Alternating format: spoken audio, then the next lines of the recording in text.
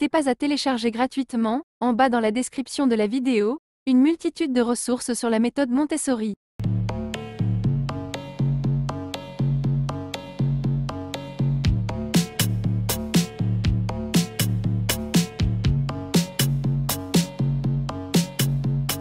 Mais j'ai un truc à dire. Pourquoi en fait, on doit tout le temps aller à l'école?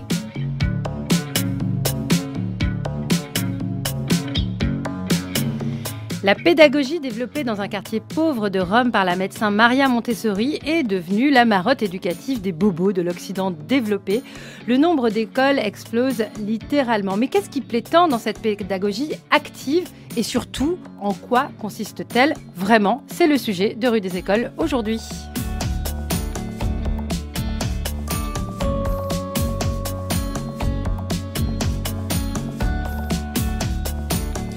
Rue des Écoles, le rendez-vous de l'éducation de France Culture, attaché de production Geneviève Méric, Marie Placé est à la réalisation aujourd'hui et Alexandre Dang à la prise de son.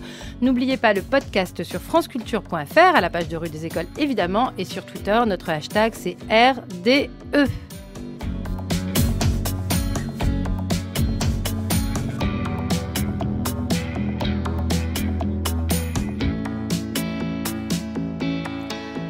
Je le disais, de plus en plus d'écoles Montessori ouvrent en France, pas toutes agréées par l'association des écoles Montessori. Nous allons aujourd'hui mettre un peu le focus sur l'une d'entre elles, l'école Ella. Ella pour école libre, laïque et alternative. Vous allez tout nous expliquer. Héloïse Hugon, vous êtes directrice de cette école. Bonjour. Bonjour. Marie Lancry, vous êtes éducatrice Montessori et vous enseignez donc dans l'école Ella. Et puis avec vous, Gérard Berry, professeur au Collège de France. La chaire, c'est algorithme, machine et langage. Mais c'est pas pour cela que je vous ai invité, Gérard Berry, c'est pour parler de votre expérience en école Montessori. Vous avez enseigné l'informatique ? J'ai enseigné plusieurs choses. J'ai été président d'une école Montessori pendant 5 ans. J'ai eu beaucoup de relations avec elle. Et j'ai enseigné la physique, l'informatique, le lien entre les deux, et puis des tas d'autres choses.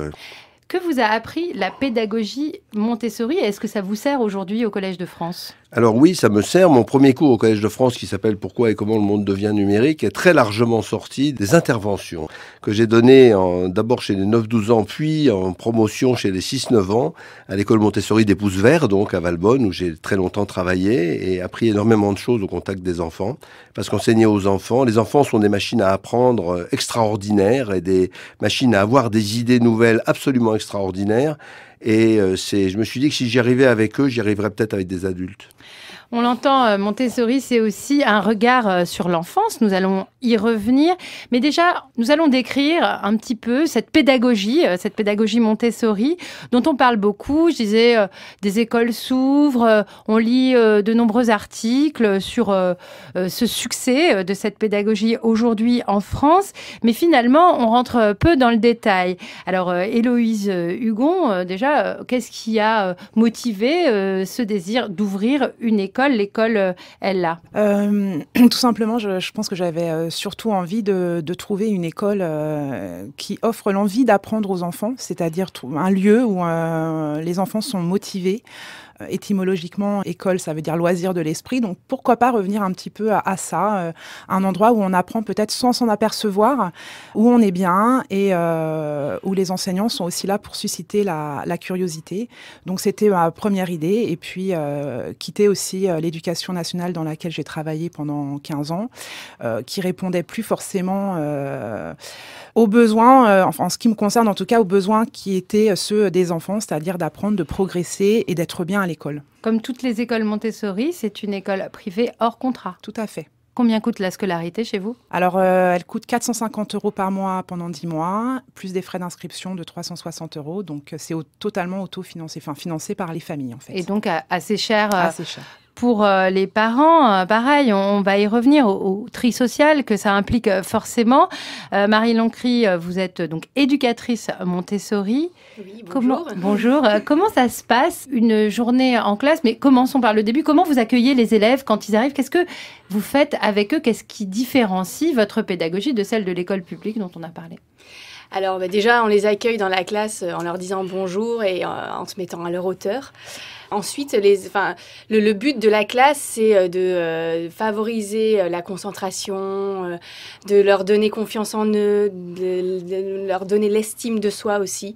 Donc en fait, quand ils rentrent dans la classe, alors, quand c'est une classe de 3 à 6 ans pour des petits maternels, ils ont à leur disposition du matériel, donc de la vie pratique, du matériel sensoriel, du matériel de mathématiques ou du matériel de langage. Et concrètement, un enfant... Qu'est-ce que c'est du matériel de langage? Alors, par exemple, c'est les lettres rugueuses.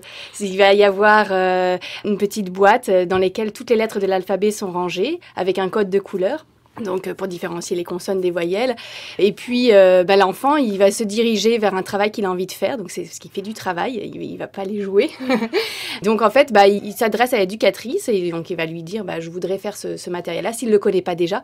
Et donc, on s'installe tous les deux, assis sur une table, tranquillement. Et l'éducatrice lui montre comment, par exemple, si je vous prends l'exemple des lettres rugueuses, comment tracer une lettre cursive.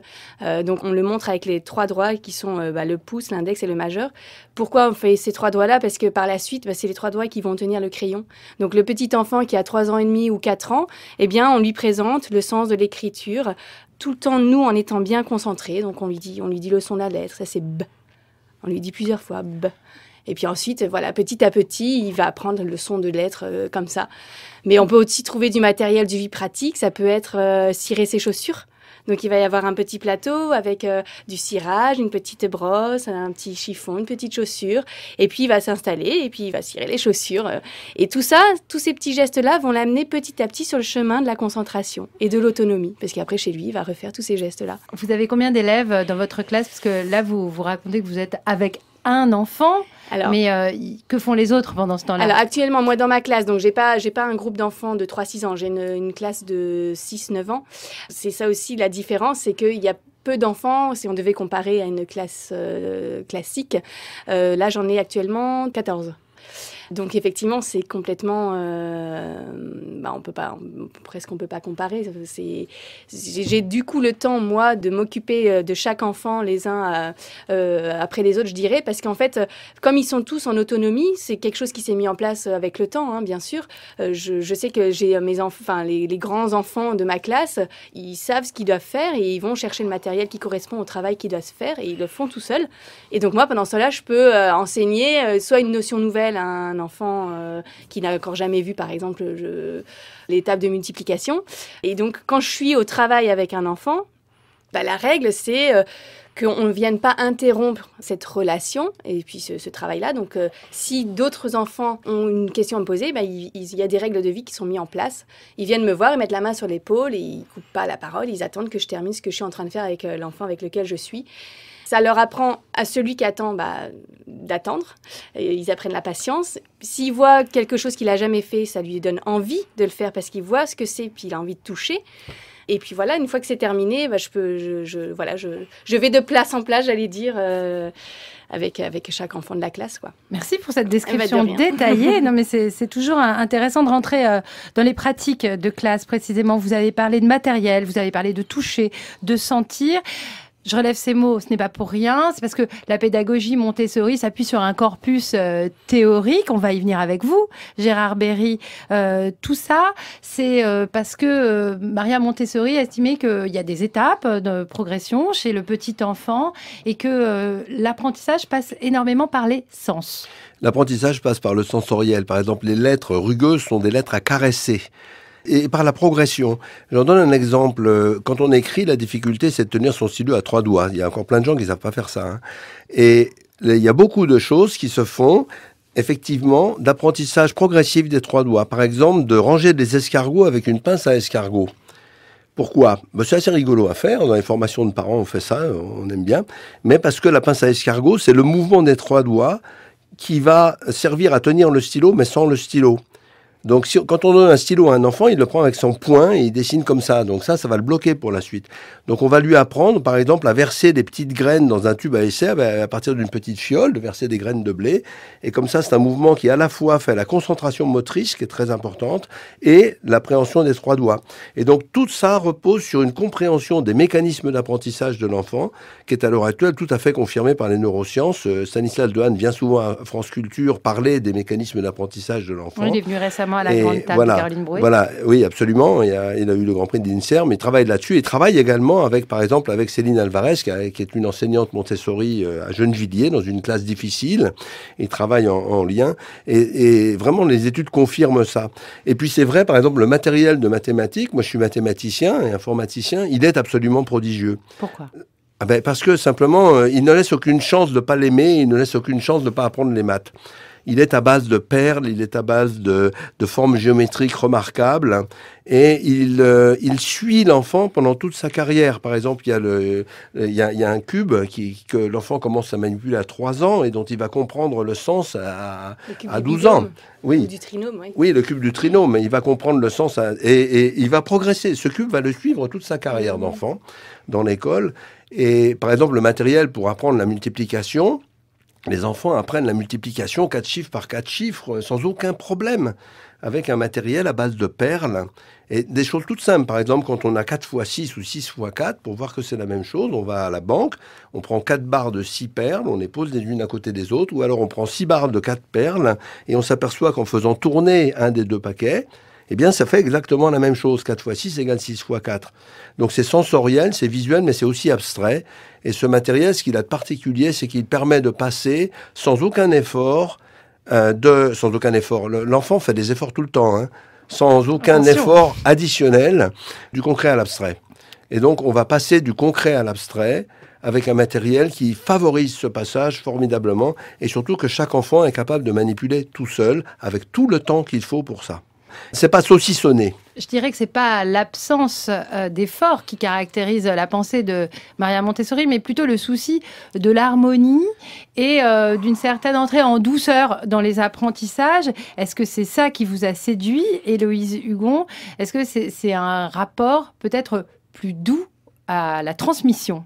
Oui, c'est ça. Moi, il s'agissait surtout que les enfants comprennent, manipulent et comprennent ce qu'ils font au lieu de leur donner des choses à apprendre par cœur, écrits sur des fiches ou je ne sais quoi. Je pense que le matériel... Vous êtes un peu dur avec l'école publique. Non, pas du tout, parce qu'après, chaque enseignant, il y a des enseignants fabuleux dans le public qui font manipuler aussi beaucoup les enfants. D'ailleurs, il y a beaucoup de matériel aussi.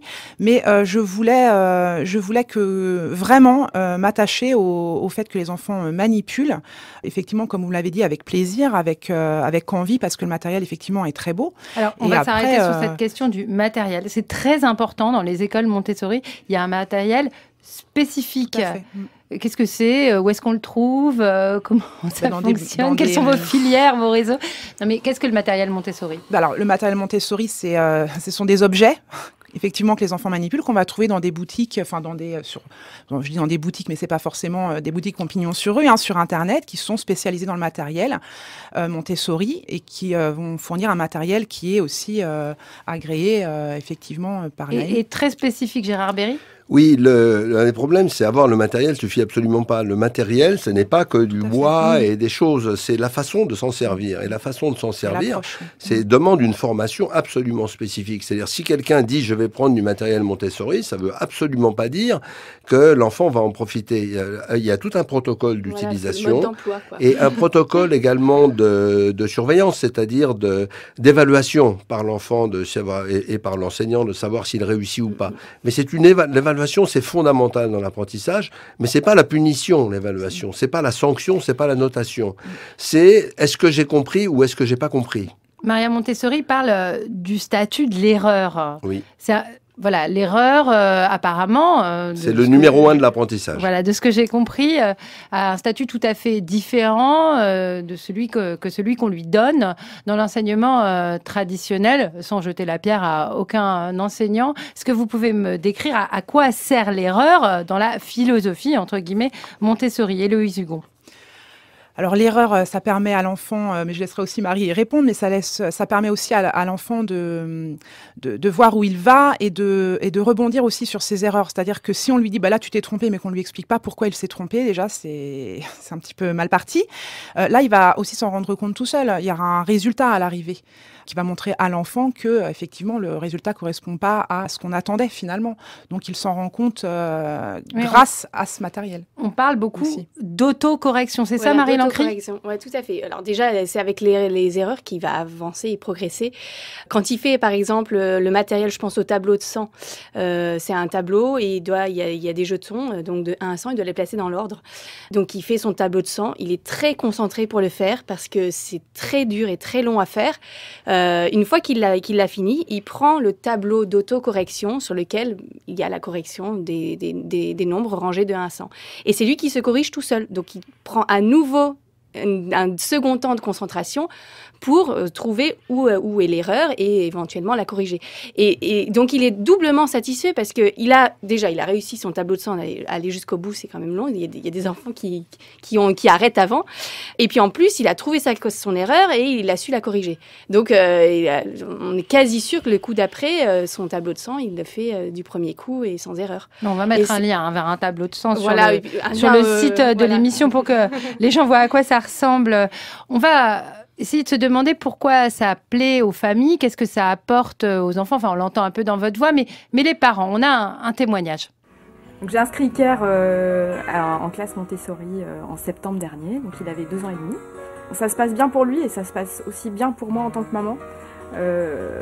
J'aime le voir évoluer effectivement de manière autonome en classe et aussi j'aime le voir évoluer à la maison grâce à cet environnement en fait qui le change lui et qui nous change nous. Ça a changé vraiment mon regard aussi sur lui et sur sa façon de grandir. Je l'observe plus, je le laisse plus faire ses expériences que ce que je pensais en fait faire en tant que maman au même âge. Et donc c'est un épanouissement à la fois pour lui et pour nous. Donc, on se retrouve aussi tous en tant que parents autour d'un même objectif et on partage ces valeurs-là et ça nous permet aussi d'être présents dans l'école. Et ce témoignage est tiré du site internet de l'école Montessori du Pays d'Apt, dans le Vaucluse. Donc, ce sont aussi des parents très investis dans l'éducation qui inscrivent leurs enfants dans ce type d'école. C'est peut-être ce qui explique aussi, soyons francs, le succès de cette scolarité. Qu'en pensez-vous, Gérard Berry ?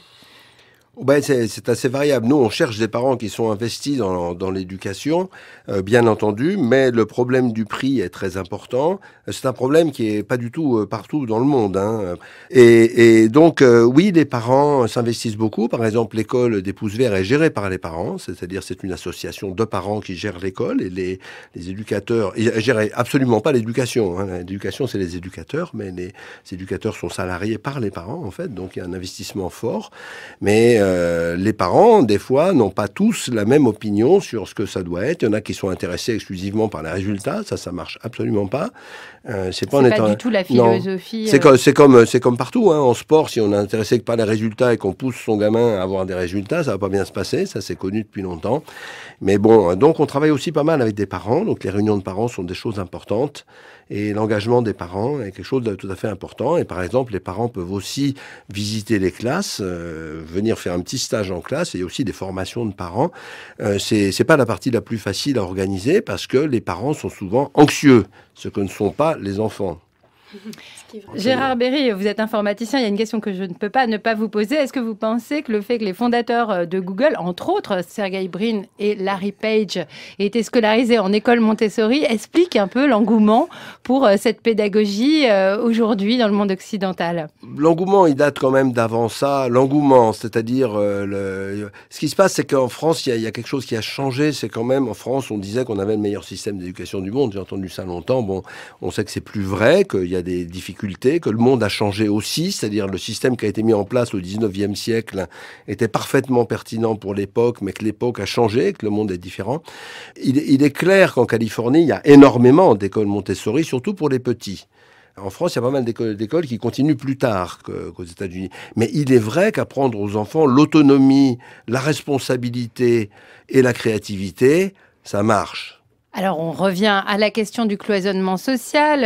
Et évidemment, ça tombe sur vous, Héloïse Hugon, directrice de cette école. On a parlé du prix. On voit que les conditions sont quand même réunies pour que ça fonctionne bien. Déjà parce que les groupes sont restreints. 15 élèves dans la classe, c'est pas pareil que 30, quelle que soit la pédagogie employée. Comment vous répondez à ces critiques qui disent bah oui, quand on enseigne à des enfants de catégorie bourgeoise, on a forcément des bons résultats. C'est forcément plus facile pour les éducateurs. C'est vrai que c'est des questions auxquelles on n'a pas trop envie de répondre. Moi, je pense que je vois ça plutôt comme une question de responsabilité. C'est-à-dire qu'il faudrait aussi demander au pouvoir public comment se fait-il qu'il y ait tant d'enfants tant de parents qui souhaitent déscolariser leurs enfants du public pour les mettre dans le privé. Et je pense que mon école n'aurait pas sa raison d'être si, effectivement, dans toutes les écoles publiques de France, les enfants étaient épanouis et apprenaient normalement, voilà, avec notamment les fondamentaux. Je pense que c'est très important. Les enfants, moi, j'ai enseigné 15 ans au collège. Quand je voyais qu'il y avait des enfants, et je n'exagère absolument pas, un tiers d'enfants par classe qui ne maîtrisent absolument pas la compréhension en lecture, moi, je ne pouvais pas continuer comme ça. Donc, moi, ma responsabilité, c'est de me dire, est-ce que je continue dans ce système ou est-ce que je le quitte? Et j'ai pris la décision de le quitter. C'était ma vision de l'enseignement et j'ai pris la responsabilité de quitter ce système parce que ça ne correspondait pas du tout à la façon dont je voyais l'enseignement. Alors après, oui, il y a forcément, on n'a rien sans rien. L'enseignement public coûte cher aussi. C'est les impôts de toutes ces familles qui scolariseront leurs enfants dans le public ou pas. Et ensuite, faut payer les écoles privées si on fait ce choix-là. Mais il n'y a pas un problème d'entre-soi des écoles où finalement tout le monde se ressemble, tout le monde sort un peu de la même catégorie sociale, où il n'y a plus de mixité? Alors là, je peux vous dire que dans l'école où on a vraiment... les origines sociales sont très diverses. Il y a des parents qui font des sacrifices financiers énormes pour leurs enfants qui étaient dans des situations catastrophiques dans leurs structures précédentes, qui n'étaient pas forcément des structures publiques, je tiens quand même à le préciser.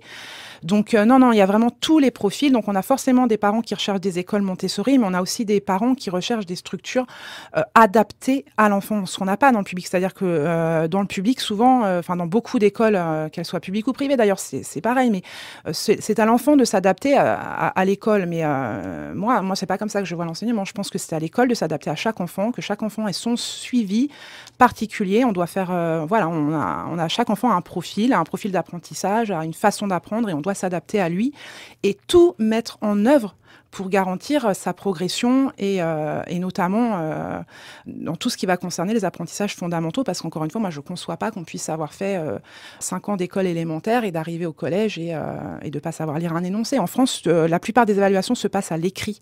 Et c'est un constat, il faut faire avec. Alors, mais bon, il faut aussi apprendre aux enfants à lire et à écrire pour qu'ensuite ils puissent s'en sortir dans le secondaire. Je pense que personne ne vous contredira sur ce point. Gérard Berry, que sait-on des expériences plus globales de pédagogie Montessori? On a parlé de la Suède, il y a aussi l'Inde, pays très important parce que Maria Montessori a passé du temps et a ouvert des écoles là-bas. Que sait-on de cette pédagogie lorsqu'elle est employée dans des milieux plus mixtes ou plus populaires, de ses résultats? La pédagogie, quand elle est employée avec les jeunes enfants se ressemblent dans tous les pays de façon absolument extraordinaire. Ils ont peut-être des rites un peu différents. Par exemple, en Inde, j'ai été visiter une école qui n'était pas Montessori d'ailleurs, où les enfants sont toujours serrés les uns contre les autres. Ils sont 5 sur le même banc, ils sont toujours serrés. Ils sont dans une cour qui peut être très grande, ils restent serrés. Parce qu'en Inde, on est toujours serrés partout et que c'est comme ça qu'ils apprennent. Mais à part ça, ça ressemble. Et les apprentissages, les cerveaux sont faits pareil. Il faut comprendre que l'apprentissage, c'est adapté au cerveau de l'enfant. Et ça, c'est quelque chose qui est de plus en plus étudié. Et le cerveau de l'enfant est une fabuleuse machine à apprendre. Et les cerveaux des Indiens et des Européens, c'est les mêmes. Et donc, les apprentissages, justement, Montessori a peut-être bien avant d'autres gens, a étudié assez soigneusement. Ces bouquins, ça ne s'appelle pas l'éducation, ça ne s'appelle pas la société, il s'appelle l'enfant. D'accord? Donc, ce qu'elle a étudié, c'est l'enfant. Et donc, ça, c'est très important. Et les enfants de tous les pays sont quand même les mêmes, même si les rites sociaux peuvent être très différents. Donc, je pense que l'apprentissage de l'autonomie, l'apprentissage de la motricité, de la coordination des mouvements, de la coordination du langage, de la lecture, on n'a pas le même alphabet, mais apprendre à lire, c'est pareil dans toutes les langues. Ça, c'est absolument clair. Alors pour être précis, si la pédagogie Montessori est une pédagogie active, elle a aussi inspiré un peu, Freinet, des pédagogies qu'on trouve dans l'école publique, et même Montessori dans l'école publique, ça existe, même si c'est de manière un peu atténuée. Marie Lancry, parlez-nous de votre formation en tant qu'éducatrice Montessori. Ici, dans Rue des Écoles, nous avons souvent parlé de l'absence de formation, enfin la relative pénurie de formation continue pour les enseignants et parfois des manques de la formation initiale, surtout en termes de culture scientifique sur le développement du cerveau de l'enfant, par exemple. Alors vous, comment avez-vous été formée? Alors moi, j'ai été formée par l'association Montessori International, donc à Paris. J'ai suivi une année de formation pour devenir éducatrice, donc à la suite de cette année. Avec des cours de... Donc il y avait des cours théoriques qui nous enseignaient toute la philosophie de Maria Montessori. Puis il y a surtout des cours pratiques, je dirais, puisque c'est quand même, à mon sens, quand on est dans le vif du sujet qu'on apprend le mieux. Et donc, voilà, il y a eu toute une partie théorique où on nous apprend, on a notre formatrice qui nous montrait comment enseigner le mode d'emploi du matériel Montessori aux enfants. Donc, il y avait un étudiant, une de mes collègues ou un de mes collègues qui faisait le rôle de l'enfant, pendant que ma formatrice lui apprenait les gestes précis, parce qu'il y a des gestes précis aussi quand on montre le matériel. Et puis ensuite, c'est la pratique. On fait notre stage pratique dans les écoles donc Montessori, reconnues par l'association Montessori International. Et voilà, c'est essentiellement là que voilà, ma formation de base, c'était là. Ensuite, j'ai, avec les différents... emplois que j'ai eus, c'est aussi dans mes classes que j'apprends, j'ai envie de vous dire presque chaque jour, parce que voilà, j'ai le savoir de comment enseigner avec le matériel, mais voilà, après c'est l'interaction qu'il y a avec l'enfant, et des fois on se dit tiens, il n'a pas compris cette notion-là, je vais essayer de trouver autrement. Enfin, c'est...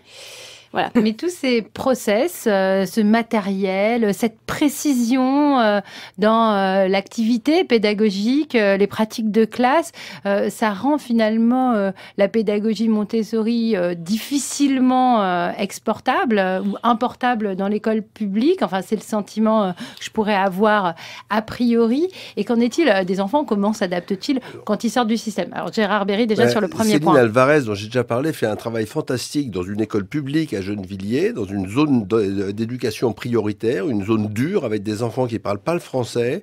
Il faut mettre les liens sur ce qu'elle fait, c'est sur le web, c'est pas le moment de discuter, surtout qu'elle n'est pas là. Et donc, elle obtient des résultats fantastiques. Tous ces enfants savent lire, y compris ceux qui ne savaient pas parler en arrivant. Elle a un cycle sur 3 années, c'est très important pour que les enfants s'aident mutuellement entre les âges, etc. Donc là, vous avez le milieu le plus défavorisé possible. Donc c'est quand même intéressant de regarder cette expérience. Bien sûr, non, mais dans l'éducation nationale d'ailleurs. Nous connaissons cette expérience avec Stanislas Dehaene, parce qu'il a publié des articles sur la question, et aussi parce qu'il est déjà venu ici, dans Rue des Écoles, Héloïse Hugon, donc sur l'adaptation de ces enfants qui ont été dorlotés dans une pédagogie très spécifique, avec des gestes, je vois Gérard Berry qui tique, avec des gestes bien précis, dans des groupes de classe très réduits, 15 élèves, on l'a dit. Comment s'adaptent-ils quand ils sortent de chez vous? Bon, nous, on démarre, c'est notre première année. Non, mais de la très à cette question, parce que j'ai donc, grâce à des réseaux sociaux, n'est-ce pas, j'ai repris contact avec mes anciens élèves qui sont maintenant au collège et qui ont, dans l'école dans laquelle je travaillais sur Paris, ils quittaient à 9 ans, donc ils devaient réintégrer une école classique publique pour le CM1. Et donc, c'était un peu l'angoisse des parents de savoir comment aller se réadapter son enfant. Il faut savoir qu'en fait, c'est comme tous les enfants, en fait. Cette petite fille qui était mon élève, je l'ai recontactée, elle me dit, le plus dur pour moi, c'était tout simplement de me faire des copains. Parce que pour niveau scolaire, c'était, ils sont autonomes, ils n'ont pas peur de poser des questions, ils n'ont pas peur de poser des questions devant les autres enfants. Ils ont la concentration, donc scolairement, ils étaient plutôt... à l'aise.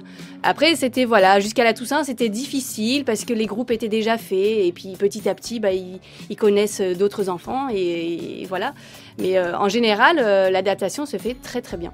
Et l'école, c'est aussi pour les copains. Ce sera notre conclusion Oui. aujourd'hui. Merci de nous avoir décrit précisément Merci à vous. en quoi consiste la pédagogie Montessori dont on parle tant, mais qu'on connaît encore assez mal en France. La semaine prochaine, nous parlerons de l'intelligence ou des intelligences des enfants et de ce que l'école peut en faire. Et tout de suite, je vous laisse en compagnie d'Aline Paillet pour le temps buissonnier. Bon après-midi sur France Culture.